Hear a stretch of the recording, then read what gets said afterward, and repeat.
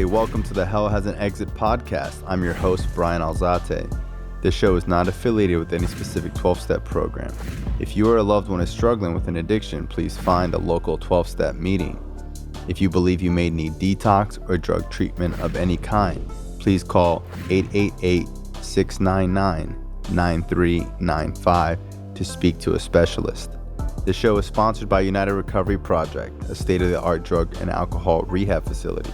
You can visit our website at unitedrecoveryproject.com. Hey, welcome to Hell Has an Exit. I'm your host, Brian Alzate. On this show, we interview recovering addicts and a lot of individuals who have overcome adversity in their lives. We did an episode with Marty Tanklift. Marty did 17 years in prison. This guy was innocent. He went to prison for murdering his parents. He did not do it. He has a crazy story. We've done Holocaust survivors. We've done a couple other wrongful conviction stories. My background is being in recovery, so I do have a lot of recovering addicts on here. If you guys could go on Instagram and follow the Hell Has an Exit page, that's at Hell Has an Exit. These are all on video as well, so you can also watch all these interviews on YouTube right now. So tell a friend to subscribe. And every time someone else joins the podcast, it helps out the podcast. So I appreciate you guys. Today I have David G. David G, Florida native, right? Yes, sir. Born and raised in Florida. I've probably known you a couple years, but we got closer through our mutual love of firearms. We just have talked more and more over the past couple years. And I had you speak for me recently. And not just blowing smoke up your ass, you really killed it. I wasn't expecting, you just never know what someone's gonna do. And dude, you're animated, you had a good energy. The people that were there loved it. So without further ado, welcome Dave G. You go by David or Dave? Doesn't matter. David's cool. Whatever. Yeah. So I guess I'm David. I'm an addict. Hey, Dave. It's funny because I remember I spoke for you a couple years back at that treatment center you went into. I thought I gave some good material, but I remember the look on your face. We just left, and you were like, "All right, Dave." And you were like, "You didn't cut it, kid." And I was like, I didn't say that. No, but that's what I felt. That's the vibe you got. Get that's out what of I here. felt, and I was like, "God damn, I got to do better this time." So we're here. Honestly, I don't remember that time. So where do we start, boss? Where are you from? I'm from Broward County, Florida. Okay. I was born here. I was raised here. I'm not one of the famous people you have on here. I'm, regular dude. I'm just a regular guy who fucked his life up and tried to turn his life around. And I'm in the process of doing so. Where did things start going astray for you, as a kid? Oh, man. Were you, fucked up, young? Yeah, you were, off the chain young? I was shot, man. Everybody in my family has suffered from the disease of addiction. Mm-hmm. Everybody has had a problem with drugs and alcohol. It started young. My dad died. He was diagnosed with AIDS when my mom was still pregnant with me. And I remember he died when I was 2. And my whole growing up, it was always that mystery of what happened to David's dad, who, I didn't even know. My mom, every year it seemed there was a new lie of how he died. It was cancer, it was this, it was that, car accident, so I never knew. So I had some abandonment issues, and I don't know, I was always picked on in school because I was the kid with the dead dad. And people picked on you because of that? Oh my God. Yo, so my mom would dress me. Get out of here. here. So my mom would dress me in some horrible clothes. I remember I had a soup bowl haircut. All right, the little surfer cut. How old we talking? 3rd grade, 2nd grade. All right, so they call me Donkey Kong head, or DK head for short, because I had a big ass head, little ass body. But they also picked on me because I had a dead dad, and I didn't snap for the DK head. I didn't snap because of my haircut. But when you said something about my dad, I would put hands on you. I would bite you. I would tie your shoes together. I was a fucking bad kid. Mm-hmm. The assistant principal ended up calling my mom in there for a parent-teacher conference and was like, "Yo, lady, your son is socially retarded." And that just stuck with me for years. Oh, he said that? For years. In front of you? She had a parent-teacher conference. It was me, the principal, the assistant principal, and my mom. And she's like, "Your son is socially retarded. He can't have normal friendships. He's not a normal kid. He's not a good kid." I don't mean to laugh. But that's the truth, though, man.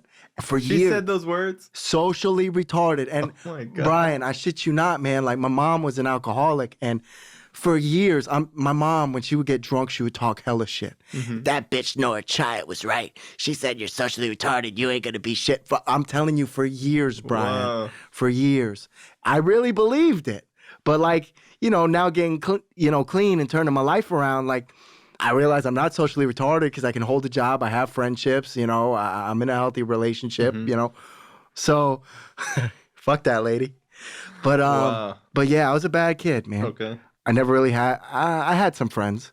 We got into like typical stupid trouble. Little kid stuff. BMX bikes, dirt bikes. Fun. I never really had any friends at school, and I hated school. And I went to Nova for middle and high school, and I started selling drugs in like the 8th grade. I kind of I thought I had all these friends, but really I was just a shitty drug dealer and they wanted all my drugs. Yeah, yeah. And then shortly after, I graduated to harder and harder drugs. And, by the time I'm like 15, 16, I'm doing cocaine every day.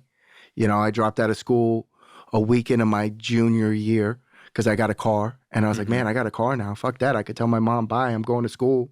And then I would just drive around, wait till she went to work and go back home. And then it just got progressively worse over the years.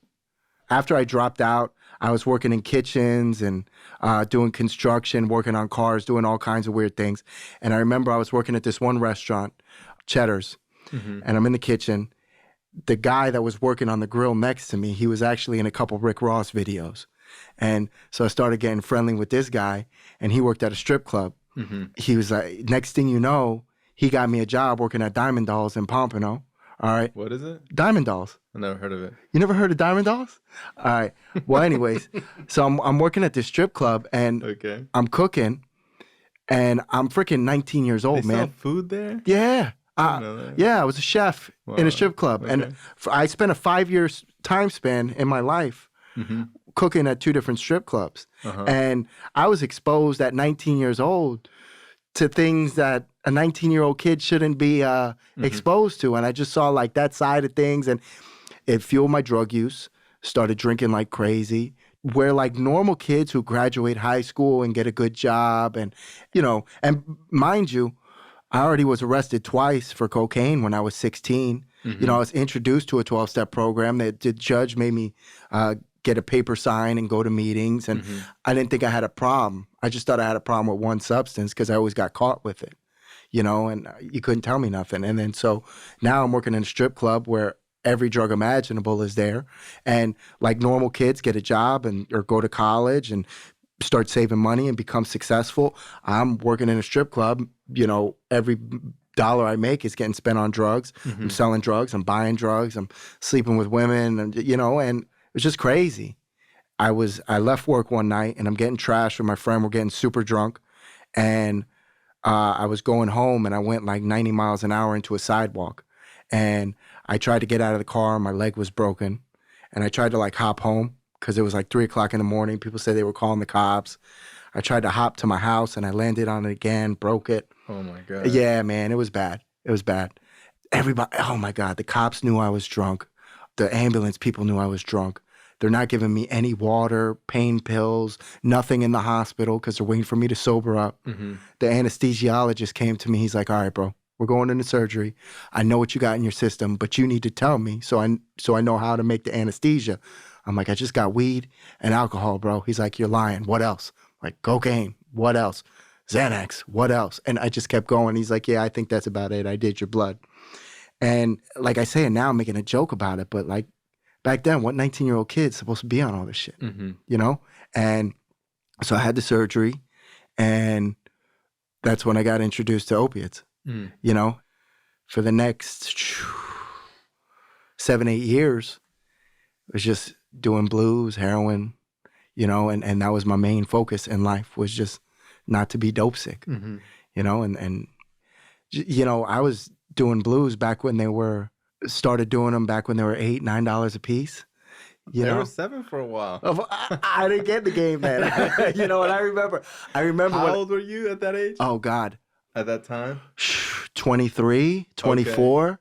Okay. Maybe. What year is that? Oh man. I'm talking 2009, 10. Wow, you started using in 2009 and 10 opiates? Yes. Yeah. Oh, man. Because my accident was like March 9th, 2009, I want to say. So up until this time, like you're using Coke and Xanax and these other drugs, but you're still able to keep a job. Yes. And then you get introduced to opiates. Yeah. And I mean, I wasn't like, I don't know, I wasn't one of the addicts that like could go rob somebody or I would panhandle. I would work. I would work 2, 3, bro, like a motherfucker. I would show up on time. I would be the hardest working person. Yeah. I wouldn't miss days, but like every penny I would get would go to drugs. And everything that I owned would end up in a pawn shop. Robbing from my family, robbing from my mother, robbing, from anybody, anybody. And I was just one of those. Yeah, so this was back, I remember it was back in like 2008 or 9 when first the doctor prescribed me.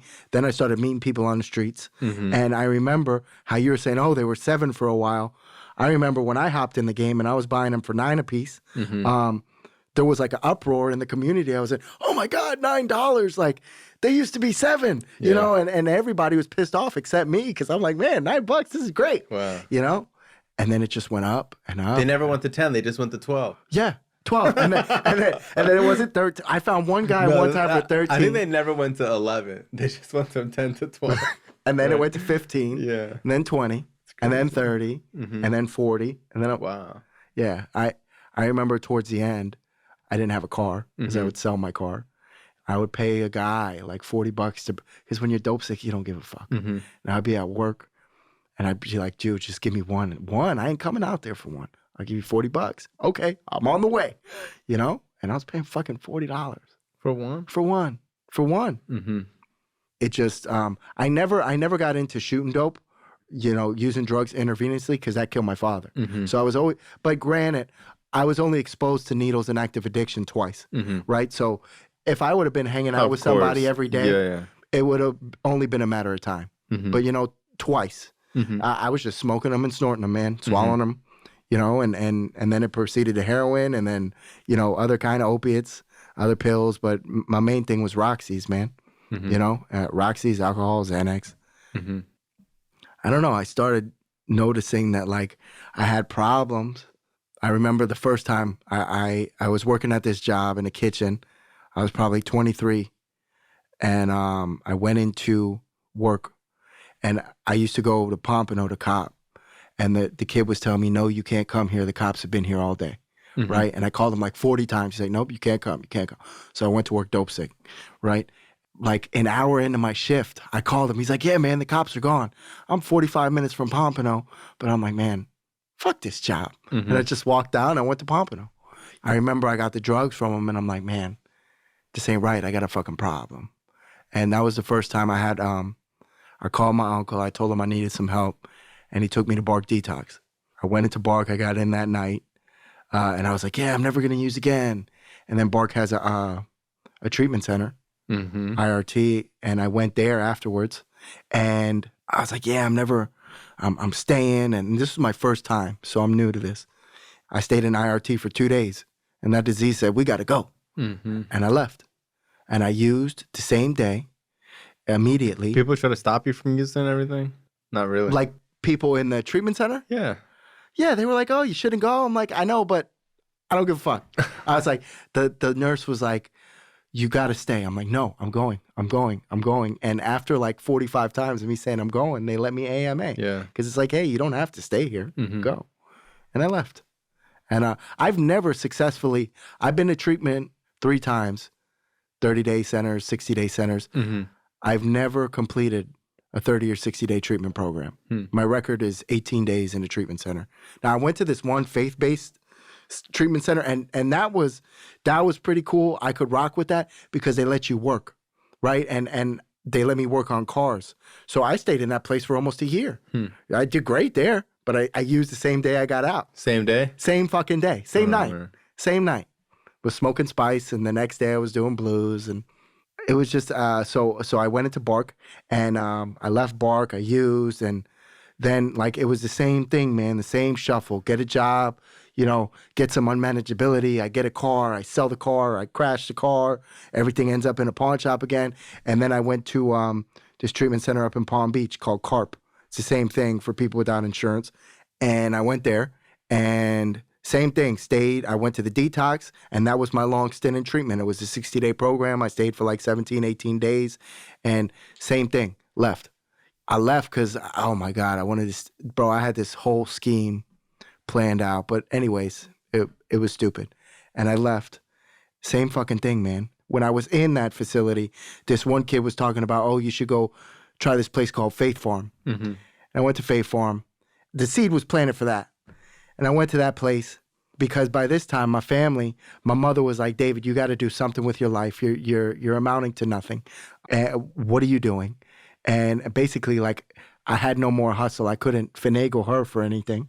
And I ended up calling this Faith Farm place, and she dropped me off there up in Boynton. And I stayed there for a year's 365. I stayed there for 363 days. And same day I left, I got high. But I told my family, like, I lied to them all. I said, yeah, I'm doing all right. I got a little job. I started working. And for some, this is a God story. I was working in this dead-end body shop. The guy was an asshole. He went to prison. He was a registered sex offender. And I was working for the guy. And I ended up quitting because I almost got in a fist fight with him. He just treated me like shit. He ended up going back to jail because he was drunk one night and just pulled over and raped some random lady. Ended up quitting this place, and I'm working at different body shops. And like in the collision business, it's hard to find a good body shop to work for. And I remember I would go to this one place and they're like, oh, you're too slow. Oh, you don't have certifications. Oh, this, oh, that. It's hard to find a fit when you first start working. And plus I'm using. This guy fired me. I'm sitting with my friend one night and we're in a car and I ain't got no job, no money. And I'm like, what the fuck am I doing? And we had this master plan that we were going to go in this old lady's house. Her name's Virginia. She actually died. We're going to go in her house and we're going to rob her. Like, my friend's going to talk all friendly and I'm going to take all her drugs. That was the plan. And I remember sitting there thinking to myself, like, what the fuck am I doing? Like, and I prayed for the first time. I was like, yo, God, help me out. And this dude calls me and he's like, yo, David, what are you doing? And I used to work with him at this shop I was telling you about. And he's like, I said, nothing, man. I'm just chilling. He's like, all right, well, I got you a job. You start tomorrow. And I said, where at? And he told me, dude, badass body shop, right? I started working there and it's on like some high-end cars, right? And mind you, I'm a full-blown junkie, right? And I don't know how, Brian, but I managed to work at this job like 4 years. And everybody knew I was tore up, all right? But I was the hardest worker there. Like they had a bunch of certified guys who all quit. And when you work for this one particular manufacturer, you have to have, like this was a manufacturer specified shop. I'm not going to say the brand. But in order for that manufacturer to certify this body shop, you need to have at least 2 certified master technicians who are also certified in that brand.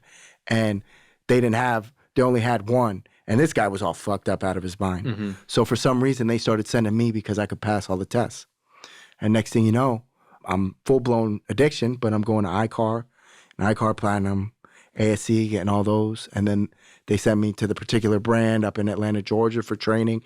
And I rocked out at this job for forever before I got clean. And this was at the end of my road. And I mean, like, I was starting out, I was making like 60, 70 grand, all right? And when I got into it, after I got certified. So I'm taking home like $1,000, $1,100 a week, and I ain't got nothing. I'm riding the bus. I can't afford $1,000 to get my license back. So you're telling me it takes me, all I need is $1,000, 1 week's salary, right, to get a driver's license. And I can't do that for 4 years. That's how stuck I was. I was stuck, and I'm living in a house, and you're from Florida, in the middle of Florida summer. I'm living in a house with no electric, no running water. I'm showering in a pool. I'm charging my phone. In Florida with no electric? No electric, dude. I got clean in September. So I bared out the whole summer, June, July, August, in a house with no power. Oh, I'd lose it. It was fucked up, man. It was fucked up. Like once in a while, I'd be able to finagle my mom, like on a Friday when I was feeling good. Mom, let me come over, take a shower, or sit in the AC, get high in peace, But after a while, she was like, nah, man, you got to go. So I'm working, I'm living, no power, no electric, no running water. And like, so mind you, I get paid $1,000 Friday, direct deposit, usually 90% of that check is gone by the time I leave work Friday. You know, Saturday I have no money. Sunday I'm completely broke. And like I used to have a neighbor that would lend me money. I used to have this one that would lend me money because I would always pay everyone back because, you know, need to borrow money. And everybody just started saying no. You know, I lost my hustle. You know, I had nothing left to pawn. All my tools that I would buy for my trade, they ended up in a pawn shop. You know, I'm buying more tools, the same tools. And, you know, I got the revolving circle going on with the pawn shop. Oh, let's get this one out. Let's pay an extension on this. Oh, we lose that. It's okay. You know, that whole sham. I kind of just got tired, man. Like, I was really fucking tired. I had no power. So on the weekends, I would have to wash my clothes. And I didn't have enough money to go to like a regular laundromat. That was like, you know, $4 to wash, $4 to dry. So I went to my grandmother's condo. It was like 50 cents to wash, 50 cents to dry. But I had no money to get home. So I'm hanging out with my grandmother, and my mom knew, she heard that I was over there. And she's like, motherfucker, you got to go. And so my uncle came, and he came and picked me up. He's like, I'm taking your sorry ass home. And on the way home, you know, this is on a Sunday. I have no money left. I have like 1.5 cigarettes left, 305, menthol 100s. I have no money, no cigarettes, probably haven't eaten in a good solid day. You know, right now I'm probably 200 pounds. When I got clean, I was 108. You know, so 108? 108, 108 pounds. I'll show you the picture on my phone. I look like, my buddy jokes, he's like, for 13 cents a day, you can feed this Floridian. And that's what I looked like. You know, and I thought I looked good. I was like, man, I got a six-pack. And my homeboys at work were like, Dave, what the fuck is wrong with you? So my uncle's giving me a ride home from my grandmother's. And I'm thinking to myself, like, what lie can I tell this man that he'll give me some money? You know, like just $30 so I could get, well, maybe a pack of cigarettes or something. And I don't remember what I told him. I need money for work or a money order or cell phone bill. I don't know what I told him. But it was a good lie. I made it up good. And he looked at me and he kind of just shook his head. And I should have asked him for more money because he had like a couple grand in his pocket. But whatever. He pulled out like 40, 50 bucks and he handed it to me and he goes, David, we both know what you're going to do with this money. Like, and I don't give a fuck. He goes, because it might not be today. It might not be tomorrow. But eventually you're going to keep doing what you're doing and you're going to die. And he goes, but guess what? I really don't care about that either. I was like, damn, well, what do you care about, man? He's like, eventually you're going to die and I'm going to have to pay to put your sorry ass in the ground just like I paid for your father's funeral. And that's kind of what stung. You know, that was like the thing that made me recalculate. Because, Brian, at this point I was tired. You know, I tried to stop. I tried the sub-maintenance for years. I tried tapering down. I tried weaning off. I tried substituting. You know, I tried just smoking weed. I tried drinking. Everything always led back to the pills and like, you know, just living in complete dereliction, you know, and I was okay with it. You know, there wasn't like a white light that went off that said, man, Dave, maybe there's a different way. Like, cause mind you, I was going to 12-step meetings from the time I was 16, you know, but I never thought it could work for me. I saw it. I didn't even believe the people in meetings were actually clean, you know, because I was always high in meetings. And I don't know, like from 16 to 28, I probably went to 300-400 meetings in that 12 years. Wow. And every one of them I was high in. Or maybe one I went to I was dope sick in. But like every 12-step meeting I went to, I was high, right? So I didn't think it could work for me. But I knew I was tired. You know, I was just tired. I saw people like having a debit card, going out to eat dinner. Like I remember I'd see people, I'd walk past a restaurant to go meet my dope man. I'd be like, man, what would it be like to have $40 to go eat at Olive Garden? You know, and like all that shit would seem foreign to me. I knew I wanted something like that. You know, some kind of normalcy, a car that I didn't sell or crash, you know. I was just tired, man. And when my uncle said that to me in that car, it kind of got me thinking like, damn, I'm 28. I don't have a pot to piss in or a window to throw it out of. You know, I don't have a car. I don't have a girlfriend. I have a job. I'm a bum with a good ass fucking job. That's all I got. You know, but the job, I'm busting my ass off, making another man rich, and I'm paying the dope man's car note. You know, like I'm making my boss rich and making Pookie rich. And I'm broke as fuck. It sucked, man. And I remember when I was sitting down in that truck, I thought to myself, all right, you have nothing.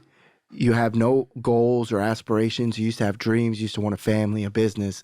You used to want to be a cop, you know, professional baseball player, all these things. And like addiction robbed me of all that. Had me living in a house with no utilities. Mm-hmm. And the big kicker for me was what he said about my father. And I thought to myself, I said, man, I'm 28 and we're having this conversation. My dad died at the age of 33, right? So am I going to end up just like him? You know, do I only have another 5 years left to live? You know, because at this time, when I started thinking about this, my dad died from AIDS, from shooting needles. My aunt overdosed and died from pain pills. And my grandfather died from cirrhosis of the liver. You know, since then, my mother's passed from chronic alcoholism. I thought to myself, I said, damn, man, there's got to be a way out of this shit. But I didn't know.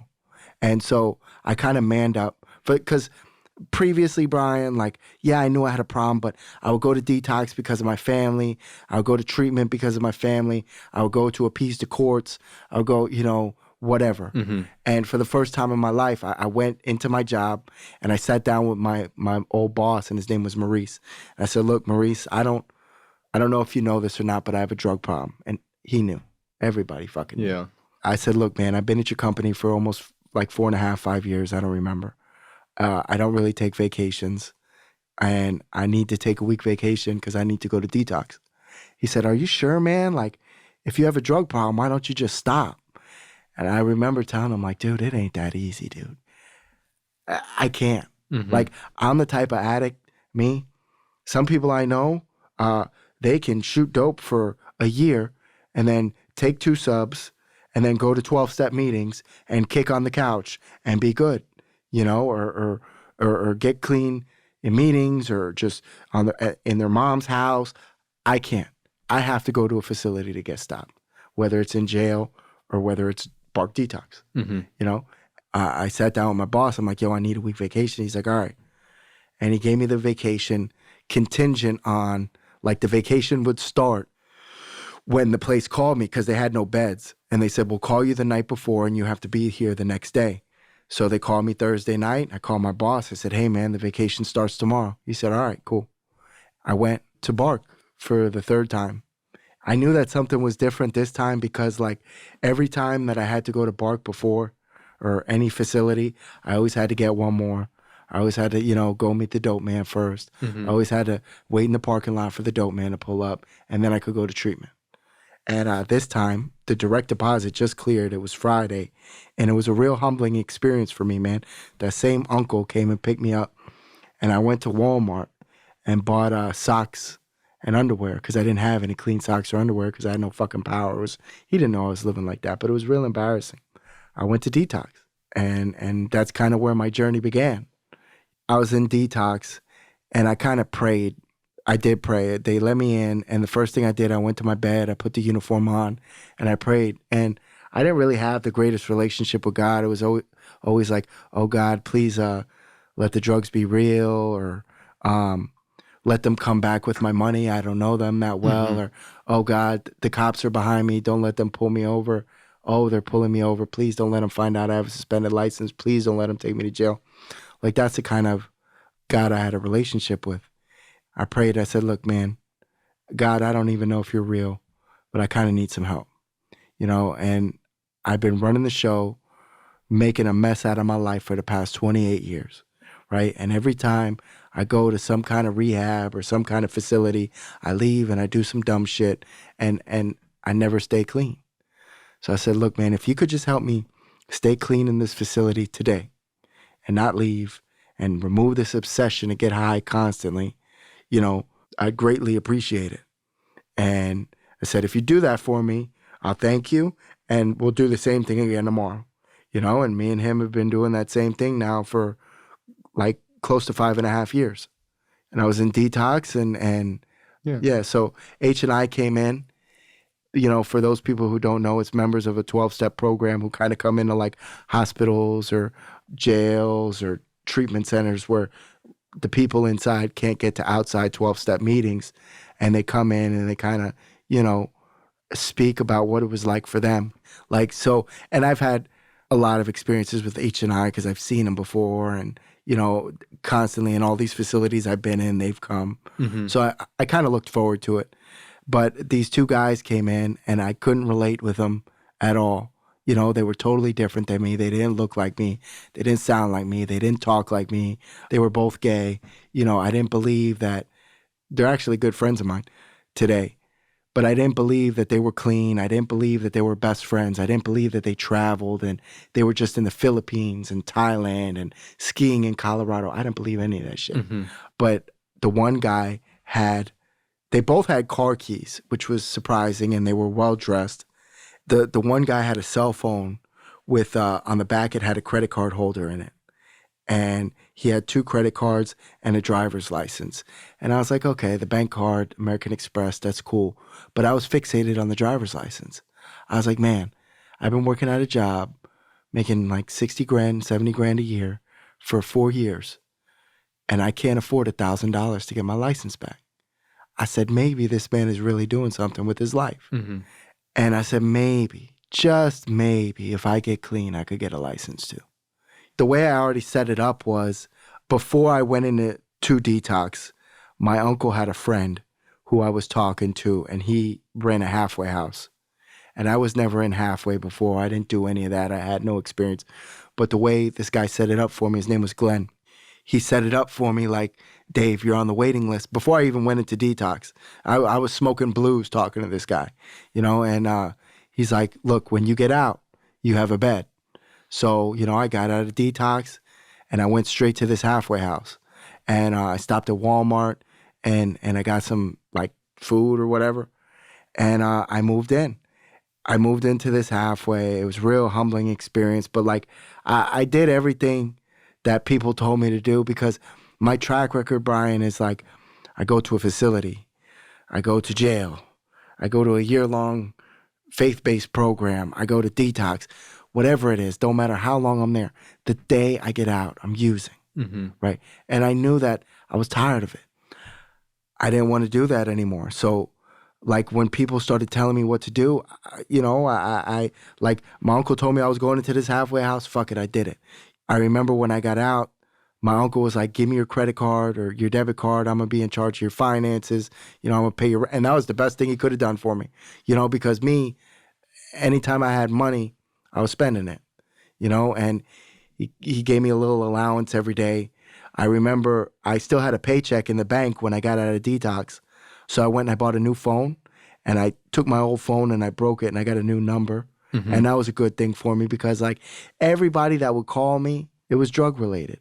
Just people I used with, people I stole shit with, people I would come up with another master plan with. You know, I had not one decent person. And I had 2, my neighbor and this kid, Junior, who's like a childhood best friend. But other than that, all my friends were shit, you know, or drug dealers. Those are the only people that called me drug dealers, because they knew I would spend money with them.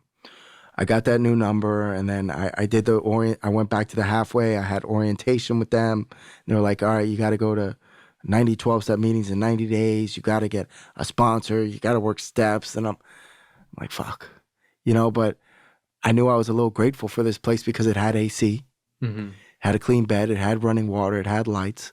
So I'm like, all right, it can't be that bad. I got settled, and I said, all right, I got to go to a meeting. And I went to a meeting. I actually had the choice of going to this one fellowship that I'm really not too fond of, you know, and it was right down the street. Really couldn't identify with them. And I could have walked there in like 2 minutes. The other place, the other 12-step program that I kind of could have rocked with, the nearest meeting was like in a car, 6 minutes, you know, but I'm footing it. I'm on the bus. I had to take 2 buses to get there. And it took me like an hour and a half, 2 hours to get there. But I pulled up and, you know, I went to the meeting. I said, hey, I'm Dave. You know, I just got out of detox. I don't want to die. I need some help. I remember the meeting was kind of cool. And about 15 minutes into it, I heard the back door creak open, and I looked back, and it's my first ever drug dealer that walked in the meeting. And I'm like, his name's Walt. And I'm like, nah, that can't be this dude, man. Like, the Walter I knew was fat.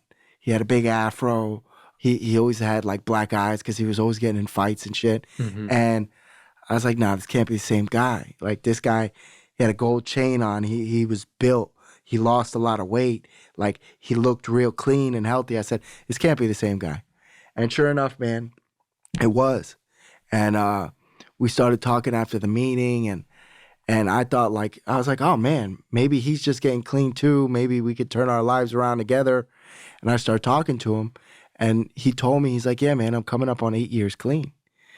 And I couldn't fathom that. I couldn't, because like in my neighborhood where I came from, no one got clean. Like we died, we went to jail, we disappeared, we moved to another state, we're still using. Like no one I knew got clean. He's like, yeah, I've been clean for 8 years. And that kind of resonated with me. He told me, he texted me after he left, we exchanged numbers. And he's like, look, man, if you want to have the willingness to sponsor you. And looking back at it, I thought it was a sick joke because I was like, why is this guy offering to sponsor me? You know, I used to buy drugs from him. This is going to be a shit show. I had a sponsor once before when I was using, and this guy had like 2 years clean, and that was a shit. It was just a debacle. So I said, why is this guy sponsoring me? I used to buy drugs from him. This is a horrible idea, you know, but having a relationship with this guy for some years now, I learned that I was on his amends list, his 9-step list, and all the people he sold drugs to, because he kind of treated us like shit, you know? And he saw me, and his amends to me were he didn't say I'm sorry. He didn't try and say all those things I put you through, let's make it better, or let me be a better person. He said, hey man, I want to sponsor you. And that was his amends process to me. So that was pretty fucking cool, you know, and he offered to sponsor me. Yeah, that's not like he was clean a year. Like this guy's been clean 8 years. Yeah. You know what I mean? He's a totally different person. Right. So it's totally different than when someone gets their drug dealer to sponsor them and they have like 9 months clean. You know? Right. Yeah. But dude, so it was a horrible fucking, so check this out. He said, I asked him to sponsor me the next day, and he called me, or I texted him. He gave me an assignment. He goes, do you have any information pamphlets? I said, yeah, this is what I have. And he goes, all right, I want you to do this one. And he gave me an assignment to do. I had to write 1 page front and back on 3 things. And then he's like, have it ready by 6 o'clock tonight. I'm going to come pick you up from my home group. Right. And already I'm skeptical because okay, so far I've achieved it. I've been out of a facility and I got 1 real day clean. Like I've been clean 24 hours in the free fucking world, but I'm terrified. And this guy's coming to pick me up. Like all these old feelings are coming up. I'm like, man, this ain't going to be good. You know, I already have this mentality going into it. Right. And he's like, I'm running a little bit late. I had to come pick up. Typical drug dealer. I had to pick up some people. Right. And he's like, but I'm coming. I said, all right, cool. So I wait outside for him. He's like, yeah, man, I'm right here. He pulls in.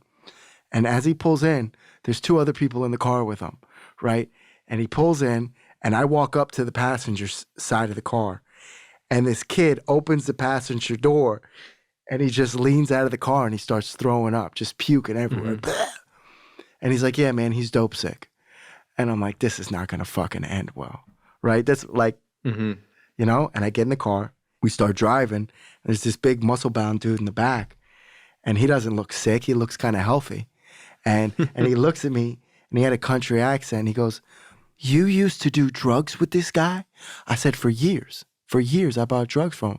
He goes, I can't imagine that. He's my sponsor. I've been clean 18 months. And I said, what? Like, and right then it kind of shifted for me, like, maybe this ain't the same fucking dude, you know? And that man's Jeremy. He's, you know, we give medallions to each other every year. Like, we're really tight today. He brought me to his home group.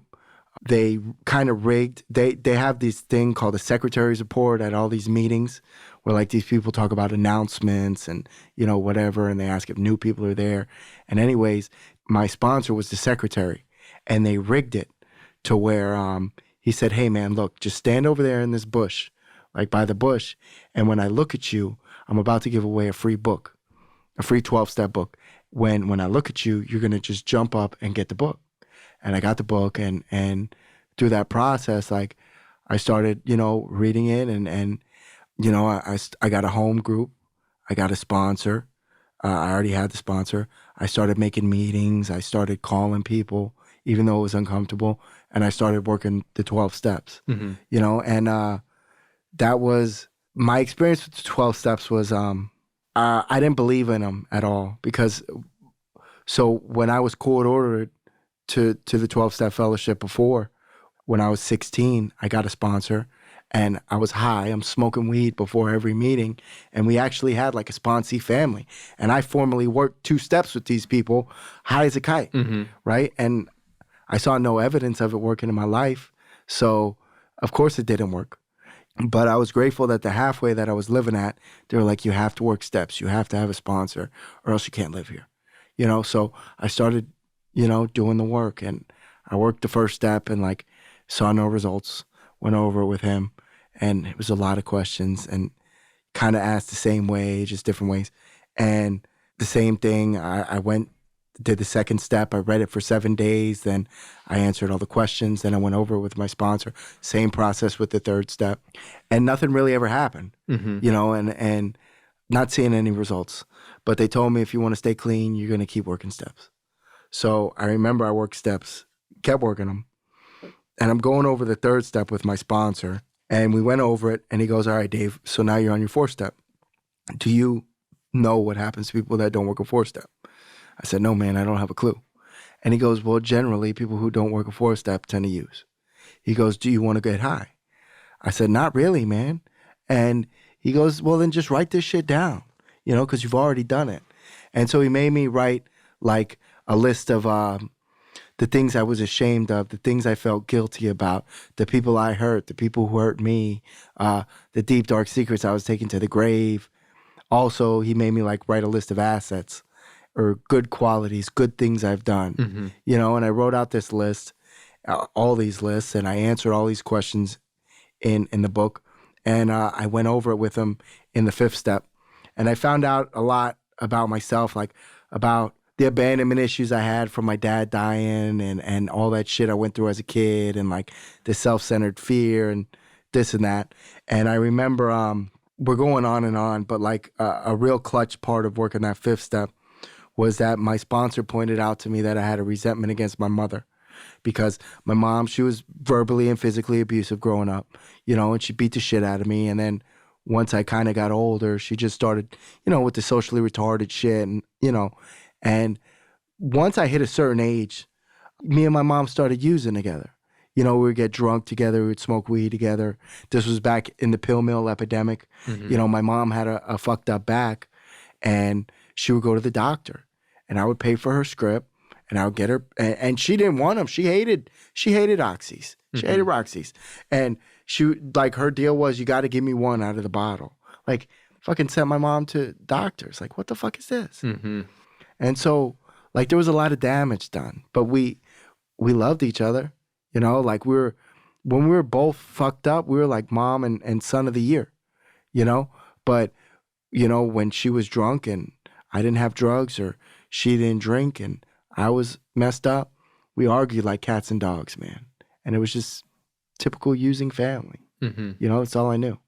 My attitude when I got clean was like, Mom, I really can't talk to you or associate with you because you're still getting drunk, you're still getting fucked up, and it's not really healthy for me, you know? And my sponsor kind of cut me down, and he's like, so you mean to tell me you haven't been talking to your mom this whole time?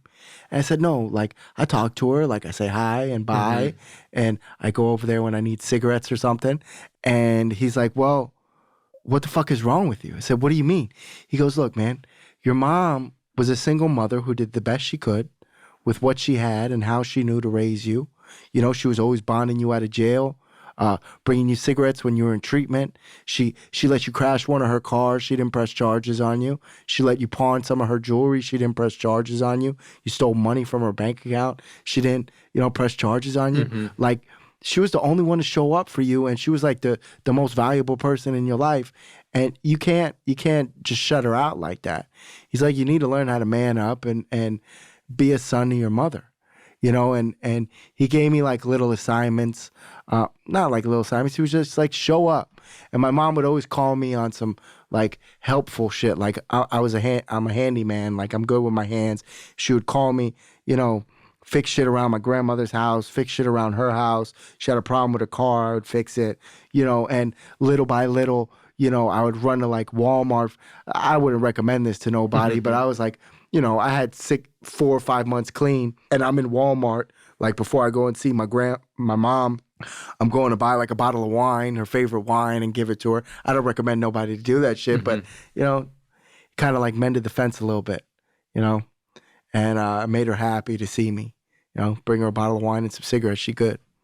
And I remember I'm showing up, and one day, out of the blue, man, this is kind of like where I started believing in God heavy, because like I was just praying because it was suggested, and I saw that I saw what was happening in Detox. Like I didn't want to use the obsession to get high was kind of lifted, and so I started believing that maybe there's a God, but like this really solidified it for me. I remember one day out of the blue, my sponsor calls me, and he asked me, he's like, "Do you want to stay clean?" And I said, "Yeah." And he goes, "All right, well, I need you to do something for me." And I said, "All right, what do you need me to do?" And I was hesitant, man, because he asked me that like a couple times before. One time he was moving, he made me move his whole house. I was That's like, funny. yeah, the first time, hey, you want to stay clean? He showed up, and his fiance picked me up. I had to pack up their whole house, move it to another house. Then they stuck me in this back room because he brought all this furniture.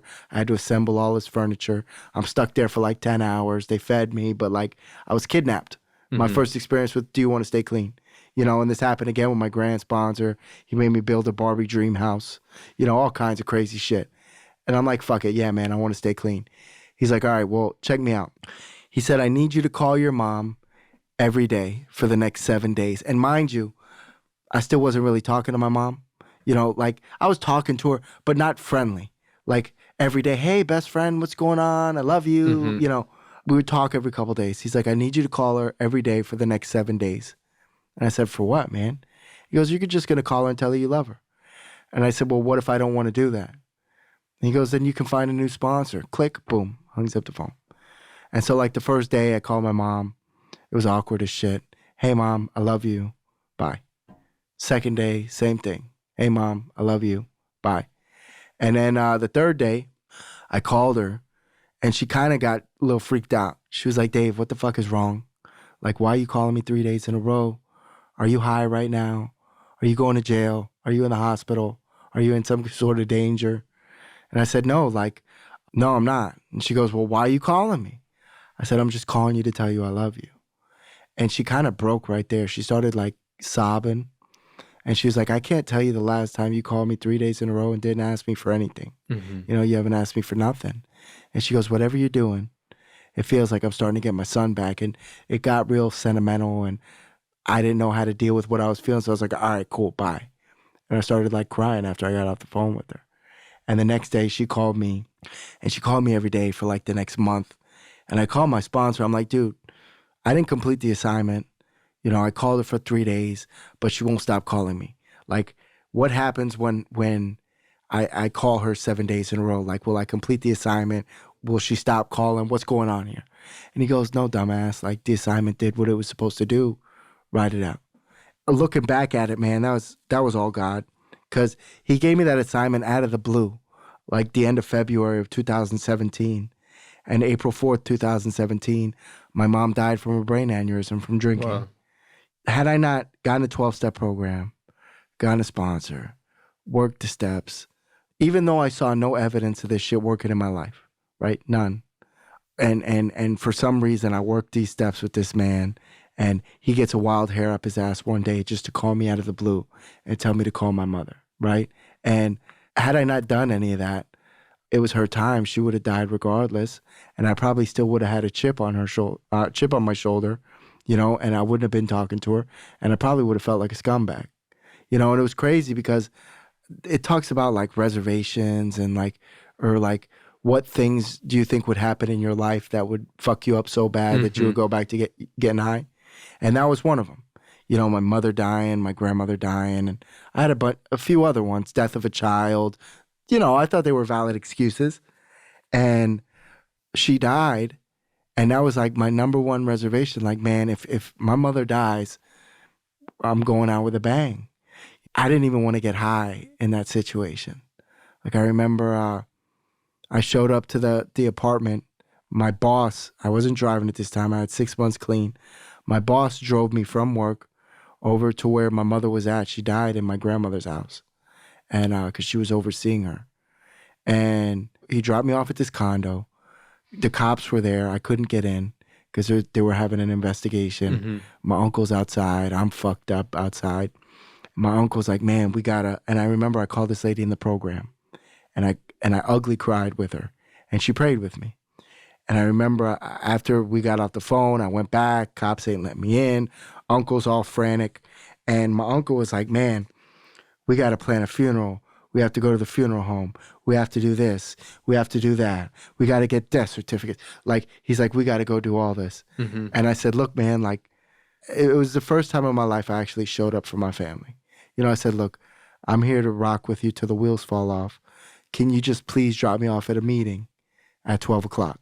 Because I need to go to a meeting. You know, and I went to a meeting. And for the first time, I kind of shared, like, not surface level shit, like some real shit. Like, you know, I'm David, I'm an addict, and my mom just died, and I don't want to get high. You know, I need some help. And, you know, the program kind of carried me through it, man. Like, you know, people would pick me up and take me to a meeting or call me constantly. And from the meeting, they would take me to my uncle's or take me back to my halfway. And like, they just surrounded me with love for a couple days, and I got through it, Mm-hmm. you know? And that's been my experience. Like, you know, they just come together for, it's like the SWAT team, you know, in a 12-step program. Like, you go through some shit, they jump out, they all fucking show up till you get through it, and poof, they're gone. Mm-hmm. You know, that was my experience. And I remember my life kind of changed when I went to the funeral home that day, when I went to see her body a couple days after she passed.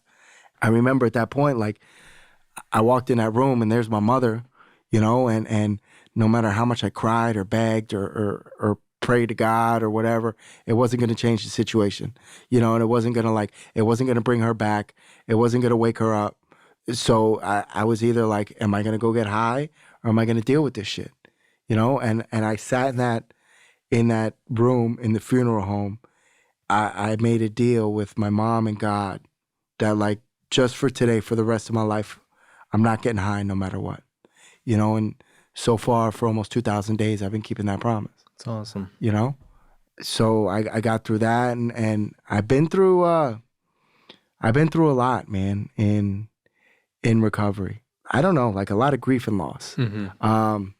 My mother's died, my grandmother's died. I got a real small family. It's just me and my uncle left. I was dating a girl, and she ended up leaving me. She was pregnant. She had an abortion, like, because she was using. It was a shit show. I've learned that in recovery, there's highs, there's lows, there's, you know, the middle ground. And a lot of the time, like, even though I've had a lot of lows, man, I've had a lot of freaking highs. A lot of highs. And I don't know, I feel like I've built a better person through this process. You know, and I feel like also one of my main things in recovery is, like, as an amends to my mother, is to, like, try and help people with their moms. You know, I'll go to a meeting and I'll hear somebody share, I fucking hate my mom, I can't stand her. Mm-hmm. And, like, I make it a point to go talk to that person. And I've had a few experiences, actually. Like, I remember one time I was in a meeting and this girl shared about her mom was diagnosed with cancer. This was like when I had a year clean. I don't remember too well. She shared something like that. Like, her mom's sick, but she hates her. Mm-hmm. And she doesn't know how to feel about it. And someone I wouldn't normally talk to. And I said, man, I got to go talk to this girl. And I went up to her and I told her the same thing my sponsor told me. I said, hey, man, you should call your mom and tell her you love her, you know? And she looked at me like, who the fuck are you? Mm-hmm. You know, she gave me all this attitude, and I said, all right, I'm gone, you know, and I left. And I remember a few months later, I checked my phone and she was in my DMs on Facebook Messenger. And she goes, hey, man, I just want to let you know that what you said to me changed me. And I said, how so? She goes, my mom died 2 days ago from cancer. And because of what you said, I was able to show up. And for the last 2 weeks of her life, I was able to be there with her while she passed. And I held her hand while she died. And, like, she said that. And, like, I've had a couple experiences like that, Brian, like crazy shit like that. Like, it's like a high, like a spiritual high. I don't know how to put it into words. I'm not good with words like that, but I've had a few of those like crazy experiences that you can't put a price on, you know? And so I feel like, because I was kind of a shitty son to my mother all those years, and since she got to see me clean, like even in her death, like I kind of get to honor her by like, you know, being the guy that helps out people with their moms. Because mom is something cool that you don't, people take their mothers for, people in general take their family for granted, you know? People take their family for granted. You know, people call me, oh, I fucking hate my dad. I hate this. I hate that. I said, bro, at least you got your parents. You know, like by the time I was 28, I had none. You know? Well, my sponsor was super strict, bro. I remember like my sponsor was so big on family. And I remember when I would call him and say like my dad this or whatever, he would really be like, bro, that is your dad. Like you show that man respect. You say, I love you when you hang up the phone. And he taught me how to say I love you when I hang up the phone, because I remember he used to tell me, he's like, you need to say I love you every time you hang up the phone, because you got to make up for all the years you didn't. And thank God he did, you know, because like I didn't know how else to like start the relationship or whatever. And a lot of times it's just about your side of the street. Right. You know what I mean? Your side of the street. And dude, your parents are your parents. You know, you can't really change them. And sometimes it's like an unhealthy dynamic, but you can have healthy boundaries to still have some type of healthy relationship, even though they're sick, even though they might lash out at you in a certain way. Right. There's a way to be where you're not so reactive. Right. You know, it's funny that you mentioned that you said you call and love your parents, because I remember you talking before, and you said that wasn't something that you did a lot, you know? And it wasn't really something I did either. You know, so I feel like that's kind of like just, like you said, cleaning up my side of the street. And, you know, like you said, they're our family. And same thing with my uncle. Like, this is the uncle that said he hated me, that wanted nothing to do with me. He's kind of like my best friend today, you know, and I better be his best friend, because I'm really all he's got, you know, and he's all I got. The best thing I can do with this man, like, I remember after I got out of Halfway, before I got my house, I stayed with him for like a year and a half. And that was the best thing for our relationship. Like, we hung out, we laughed, you know, we watched TV, we just told jokes, and we couldn't fucking stand each other, man. You know? And like the best thing I ever did for that man was get him a $20 a month subscription to Netflix. He loves it. He loves it. You know, and like buy him shit on Amazon or whatever. But a family's kind of important, you know, to me. It's kind of like in retrospect, like I don't know how to put it into words, man. Like it's just been a crazy fucking ride, this recovery process. You know, I could talk for another hour about like the experience that I had with my grandmother and like all that shit. But here's a kid who his whole family died from addiction, you know, and before getting clean, I was never out of the state of Florida. I was never out of Broward County. I built a life for myself. You know, I own a home. And all the bills are paid on it. You know, I have power. I have electric. You know, I pay the taxes. You know, everything's paid. I'm a good employee at my job. I'm trying to do some other things right now. I'm in school for like real estate and, you know, trying to do that on the side. And it's just a complete 180 from where my life was, because all my life revolved around was pills and Coke and Xanax. And that's a pill too. But weed, you know, just using drugs, man. And like to see where my life changed and how much it changed in 5 years and some change, it's pretty cool. It's really fucking cool, actually. Thank you. Well, hey, I appreciate you coming on the show. I love you very much. You know, it's really cool to see like your whole life change, because like I've known you for like all these years, you know? So it's like when I see you and like how much you've put into the program and like all that you do, like, you know, it definitely makes me want to keep doing the stuff that I do. So I appreciate you. Thank you. Thank you, Dave.